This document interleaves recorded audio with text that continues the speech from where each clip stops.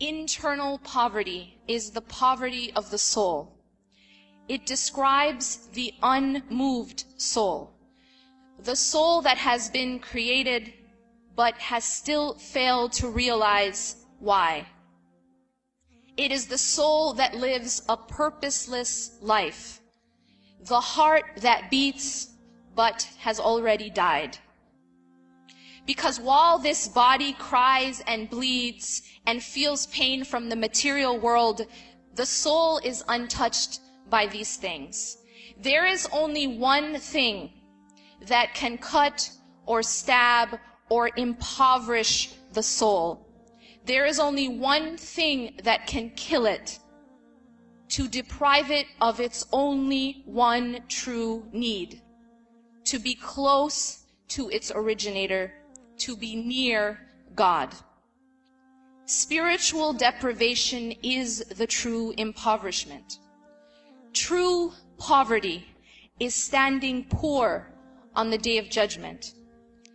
Despite this reality, we continue to live this life, feeding our bodies but starving our souls. When a body dies, we cry.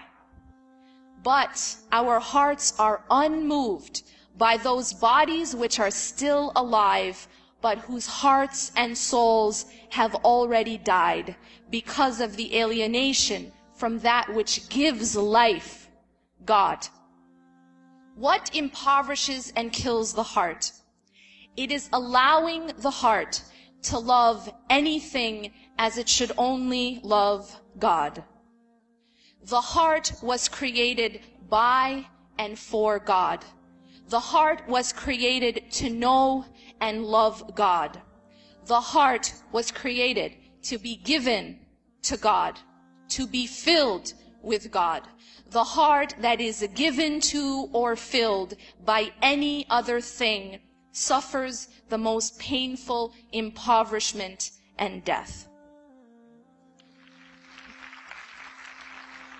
The heart that is owned by this life is a prisoner of the worst kind.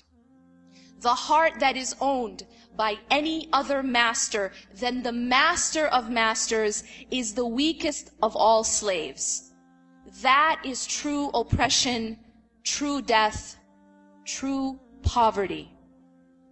As human beings, we enslave ourselves to different things. Some of us in here are enslaved to money. Some of us have enslaved our hearts to other people. We love them as we should only love Allah. Some of us are enslaved to status or to our careers. I tell you to ask yourself, what do you love most? Most of us in this room will say that we love God most. We say this with our tongues, we say this in our minds, but our hearts, our actions say otherwise. How do you know? Ask yourself, what is your refuge? When you're most broken, where do you go? When you're afraid, where do you hide?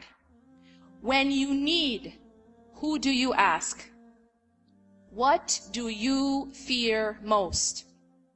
What do you stay up at night worrying about? What makes you cry most? What do you think about most? What occupies your mind in Salah? Is it really God? Is it really Allah on our mind most? Is it really your fear of standing before Him that makes you cry in your bed? No, probably not. It's the person who left you, the money you lost, the career you couldn't have, the raise you didn't get. What are you afraid of most? Just the thought of losing what thing causes you so much anxiety that you feel it physically. Is it your husband, your wife, your money, your job? Is it your image? Is it your figure? What is it? When you're given a choice, what do you do? When Allah says to dress and act a certain way, and then society says the opposite, which do you choose? Who defines beauty for you? Who defines success? When Allah says that interest is haram, but your financial ambitions command otherwise, when society's standard for the size of your house or the brand of your car command otherwise, which do you choose? Who defines richness? Who defines poverty? Brothers and sisters, the storm is coming. Seek refuge in the only place that refuge exists. Seek refuge in Allah. You and I know what day we were born, but none of us know what day we will die. And many people think that we can live our lives however we want, and then at the time of death, just say, La ilaha illallah. But at the time of death, the tongue cannot speak except what the heart commands. Whatever is in the heart will come out. The impoverished heart will have nothing but love of dunya to speak about on that day. If our heart is empty of Allah during our life, how can it be full of Allah during our death? If our heart is full of love of this life, love of status, love of wealth, love of the creation over the Creator, it is that which will speak.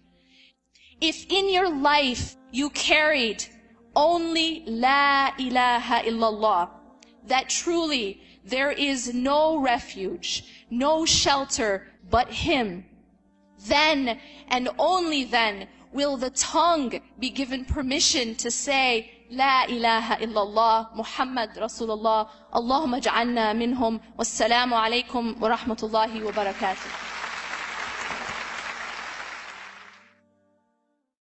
وإذا سألك عبادي عني فإني قريب أجيب دعوة الداع إذا دعان